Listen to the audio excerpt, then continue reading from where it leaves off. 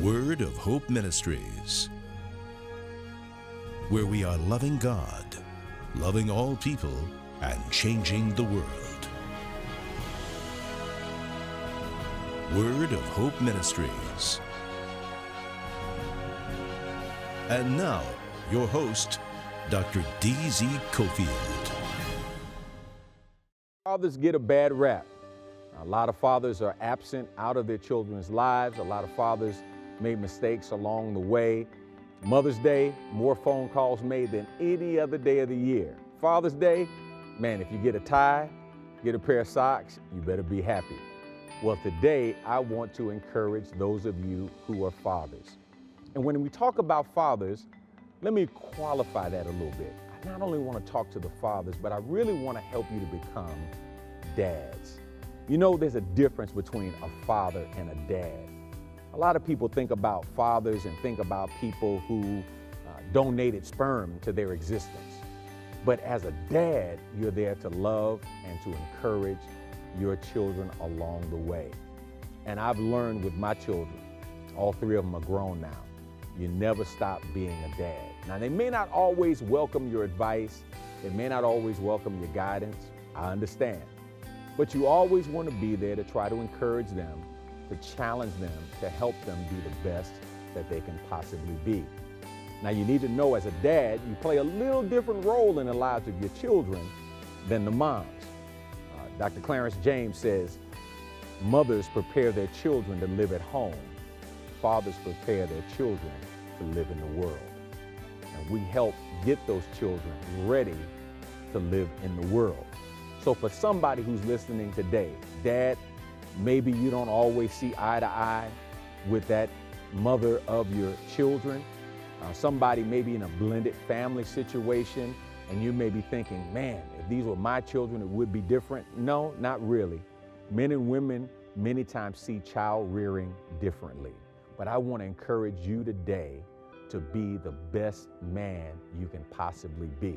Now today, I'm going to take a very familiar passage and I want to apply it to you in a very special way. Typically, when we think of Proverbs 31, we think of the Proverbs 31 woman, how to be that woman that's in alignment with Proverbs 31. But couched in Proverbs 31, I believe there's an example of what it means to be a great man, a great husband, and foundationally, how it can help you to be a great father. So today, Father's Day, we want to talk to you about being a Proverbs 31 man. Let's go to our message. He was the picture of manliness and machoism. He was every woman's fantasy and every man's envy because men wanted to be like him. He was popular, really seen to do no wrong. And in an era when Westerns ruled the television airwaves, when men like James Arness played Gunsmoke, and you had shows like Wagon Train and the like, this man fit right in as one of the most recognizable brand images you would ever see. The Marlboro Man. You remember the Marlboro Man. The Marlboro Man. Man, guys were running around with cigarette boxes rolled up in their t-shirt sleeves, people with tattoos and the like, hair combed a certain way. They were the Marlboro Man. Everybody wanted to be cool. And the Marlboro Man was a man of great influence. Listen, in the early 1950s, Marlboro cigarettes had about a 1% share in the market. But man, when the Marlboro Man, when that image went national, sales increased over 3,000%. Millions and millions of dollars were made just on the image of the Marlboro Man. Well, today I want to talk about a different kind of man. While the Marlboro Man is a man who had great influence and impact on the society that he was introduced to, and we have men like the most interesting man in the world that many men love to laugh and chuckle at, but secretly, I think, want to be like. Today, I want to talk about a man from a text that typically is ascribed to women, and that's Proverbs 31. I want to talk today from the thought of Proverbs 31 man, how to be a Proverbs 31 man. There are 5 principles that are in this passage, Proverbs 31, that I think speak to the kind of man you want to be, the kind of husband you should be, the kind of father you should be. And if you apply those principles in your life and your family's life will be for the better. Here's the first thing I want you to see. Number 1, if you are going to be a Proverbs 31 man, you must be a man of self-discipline.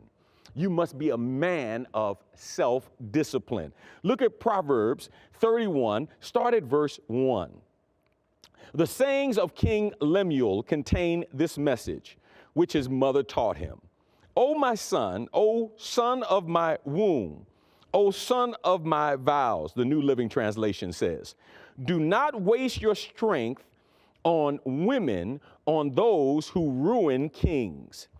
It is not for kings, O Lemuel, to guzzle wine. Rulers should not crave alcohol. For if they drink, they may forget the law and not give justice to the oppressed. Alcohol is for the dying, and wine for those in bitter distress. Let them drink to forget their poverty and remember their troubles no more. It's as if the writer of Proverbs 31 says, son, women and wine can lead to wayward living, and you've got to exercise self-discipline. Now, typically, when we talk about discipline, we talk about the ability to discipline others. But I want to challenge you today to practice discipline on yourself, self-discipline. Now, if you were like me when you were growing up and you had strict parents or grandparents, there were certain things that they did not allow you to do. They would tell you, no, you can't do it. And man, you wanted to hear yes so bad, but they would tell you, no, I want to stay out late. No, you can't stay out late. Well, my friends are staying out late. Well, if they jump off a building, that means you want to jump off a building, right? You would get that constant reminding, that constant call, no, you can't. So what did you do when you got grown? Man, the moment you got grown and you had nobody you had to ask for permission, you said yes more than you should have. But you have to get to a point in time when you don't have somebody in your life who has authority over you to discipline you, that you learn how to discipline yourself and say no to yourself. As a matter of fact, one of the greatest gifts you can give yourself is to learn how to say no. Here's a real simple principle that I've learned and I try to apply in my life. Just because you can doesn't mean you should. Now, I cannot tell you how many times I decided whether or not I was going to do something based upon whether I could do it. And God says, just because you can doesn't mean you should. Think about the consequences before you take something on. Here's the second thing. Number 2, you must be a man who defends those who cannot help themselves. If you're going to be a Proverbs 31 man, you must be a man who defends those who cannot help themselves. Verse 8, Proverbs 31. Speak up for those who cannot speak for themselves. Ensure justice for those being crushed. Yes, speak up for the poor and helpless and see that they get justice. Listen, too many times in life, we are men who inflict pain rather than help those who are in pain. We look to take advantage of others instead of helping others. and assisting others. And God says, if you are going to be a Proverbs 31 man, if you're going to be the kind of man that I am proud of, it's right here in the text. You got to speak for those who cannot speak for themselves. You got to help those who cannot help themselves. You got to look out for others, because a real man, it's not just about how far he gets, but it's about how far he helps other people get. You know, there are arguments over and over again about who the greatest basketball player of all time is. And the common modern consensus is Michael Jordan. And there are those who are older who saw Wilt Chamberlain, who took off from the foul line and dunked when he was in high school. He was a 4-letter varsity athlete. They look at Wilt Chamberlain and they say Wilt Chamberlain. But you know what? I like those who argue that Magic Johnson was the best player. And I tell you why. Because when you talk about Michael and you talk about Wilt, you talk about tremendous individual statistics, and you talk about championships and all of the like, and all of those things are good. But the one thing that Magic Johnson had over both Michael and Wilt, Magic makes everybody around him better. His team was better because he was on the court.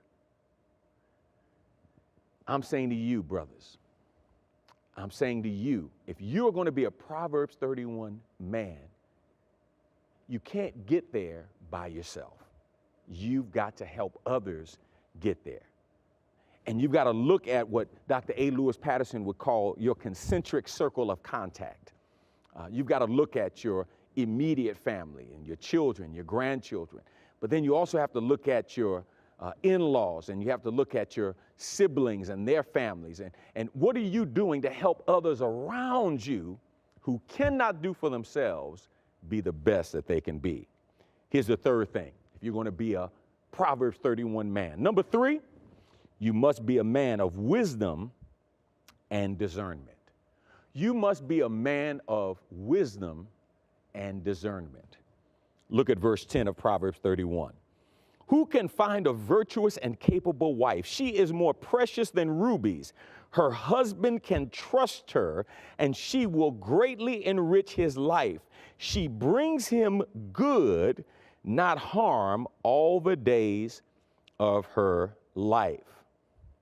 Now, when you look at Proverbs 31 and you look at verses 10 through 22, God is presenting some tremendous attributes that a woman should have. And I believe with all my heart, my sisters, if you are going to be a woman that lives a life that's pleasing to God, a great model is the Proverbs 31 woman. But brothers, on today, Father's Day, I want to encourage you, man, if you're going to be a Proverbs 31 man, you've got to be a man of wisdom and discernment. Look at what the text says. Who can find a virtuous and capable wife? She is more precious than rubies. Her husband can trust her, and she will greatly enrich his life. She brings him good, not harm, all the days of her life. The Bible says, he who finds a wife finds a good thing. This brother chose her. All that she is, all that she has become, and all that she will be, this man had wisdom and discernment in terms of the kind of woman he would choose to be his wife. And somebody in here, God says, man, you got to exercise wisdom. You have to exercise discernment. If you lack wisdom, James says, ask it of God, and God will freely give you wisdom. That's what made Solomon such a powerful king, because while he could have asked for long life, he could have asked for a certain number of years, he could have asked for all the riches of the world. When God says, Solomon, what do you want? Solomon said, give me wisdom,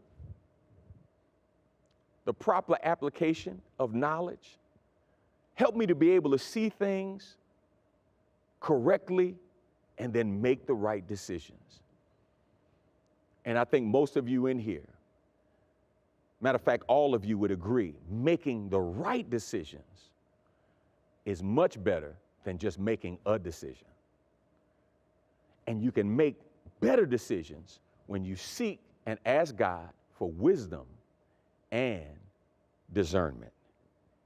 Here's the fourth thing. Number 4, in order to be a Proverbs 31 man, you must be a man who is respected by others. You need to live so you are a man respected by others. Proverbs 31, verse 23. Her husband is well known at the city gates where he sits with other civic leaders. Now, sitting at the city gates, this was not like hanging out on a corner. This wasn't hanging at the local, as we used to call them, beer joint, or hanging at the local club. This was a place where men who were respected came and where decisions were made. And the text says in verse 23, he was well known in the city gates and he sat with other civic leaders. He was a man who was respected. Now, part of the reason he was a man that was respected was because of the wife he had. So let me just throw that in as a side note to the ladies who are watching today.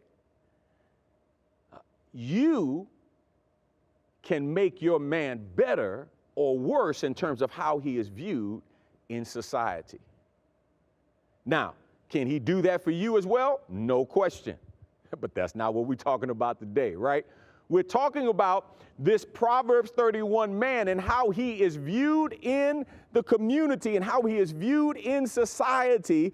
And the text says he was well respected. You know what's interesting when you talk about men and what men need from women? The Bible commands men to love their wives like Christ loved the church. But when the Bible talks about the need of a man, it's not love, it's respect. And what's typically the first thing a woman will take or attempt to take from a man when she gets angry? Not her love, her respect. To say, well, if you was man enough, or if you were man enough, you would do this. Or what kind of man are you? God says, live, brothers, like a man who can be respected. Let your yeas be yea, your nays be nay. My grandfather said, man, all you got is your word, and your word is your bond. We don't have to play games about what's going on. When I say it, I'm going to do it. What I say once, I can say twice. Be a man who can be respected. Even if someone doesn't like you, they should at least be able to respect you.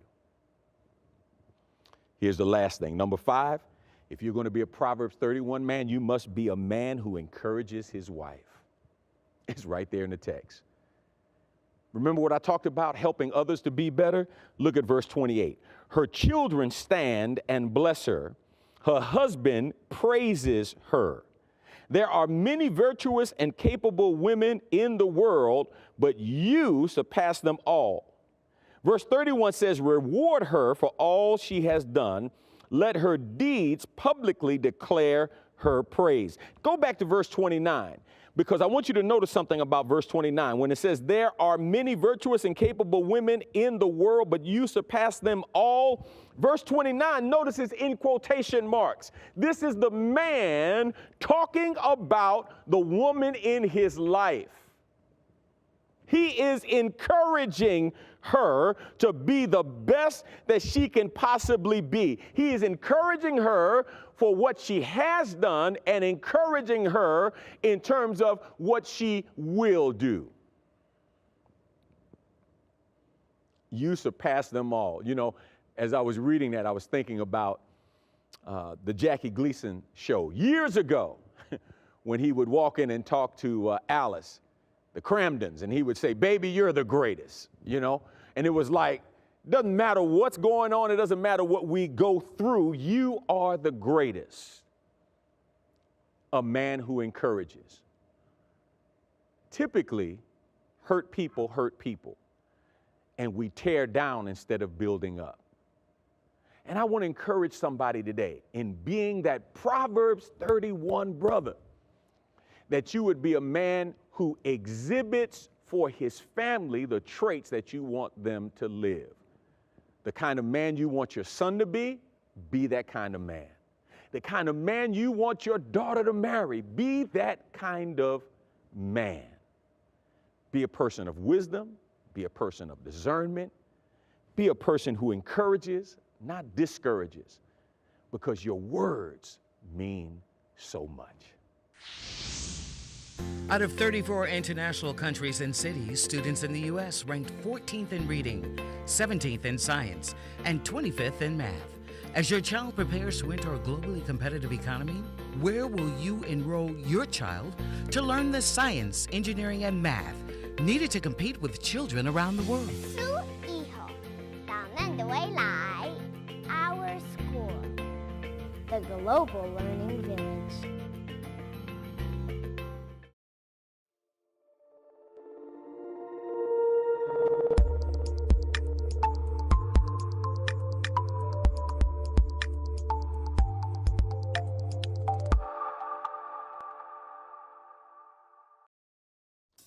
What a great message, and I hope you were greatly inspired and encouraged to become a Proverbs 31 man.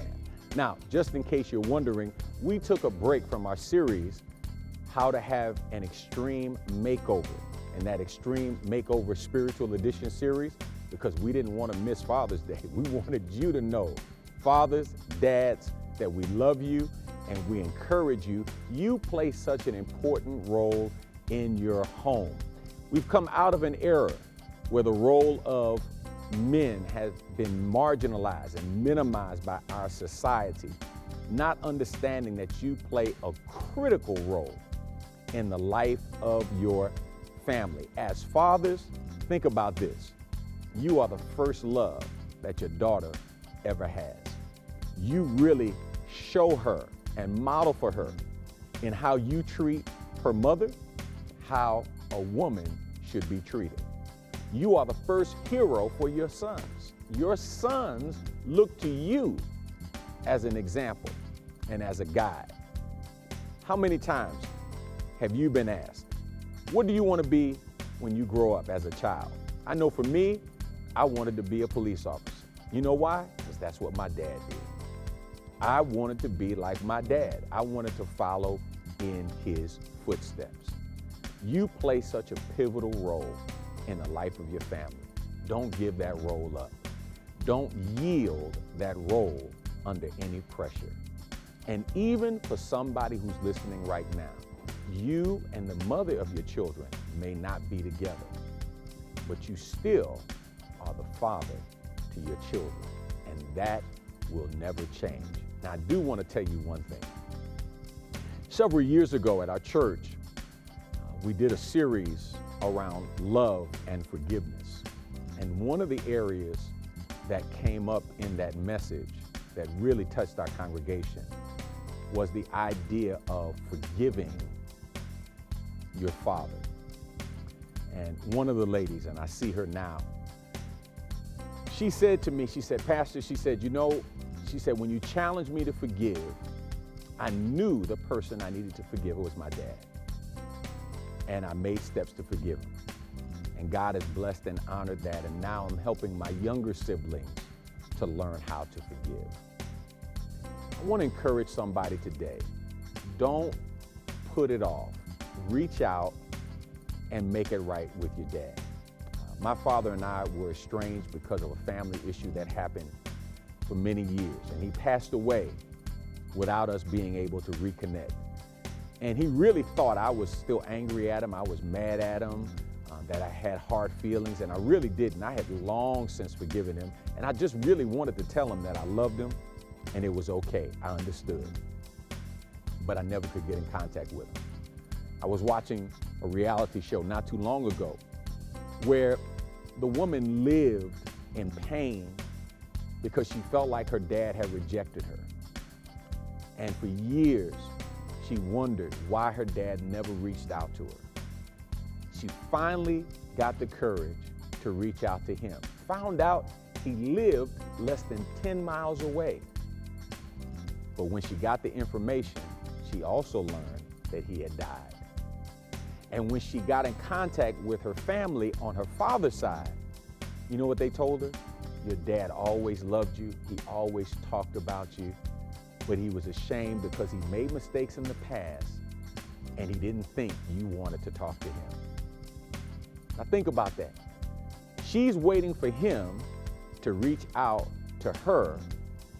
He was ashamed of mistakes that he made in the past, and so he never reached out to her, and they never reconnected. Don't let that be said this Father's Day. Fathers are not perfect. I know. My dad wasn't perfect, and I'm not perfect. Thank God we have a Heavenly Father. But while you have a chance, reach out to your earthly father and make it right. Okay? Do your part. Do your best. And if you have children, reach out to them. You'll be blessed for doing that.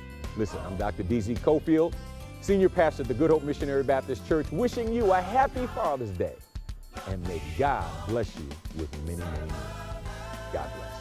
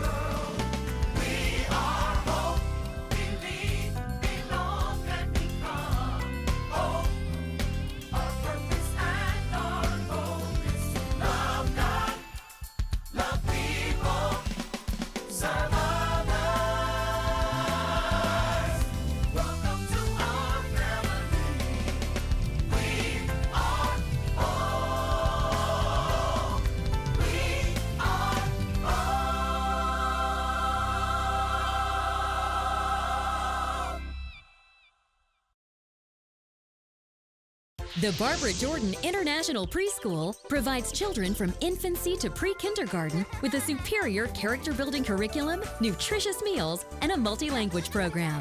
Can you imagine your child speaking Chinese and Spanish at the age of 2? Invest in your child's future. Space is limited. For more information, call 832-217-3300 or go to bjipreschool.org. Barbara Jordan International Preschool, preparing children to change the world. Each morning, Monday through Friday, 7 a.m., join Dr. D.Z. Cofield and Word of Hope Ministry with a relevant word to help you become all that God wants you to be. It's not about rituals, it's not about routines, it's not about religion. It's about a relationship with a God who loves you so much. He loves you where you are, but He doesn't want to leave you there. That's each morning, 7 a.m., Monday through Friday with Dr. D.Z. Cofield. Oh, and by the way, I'm D.Z. Cofield. I'll see you then.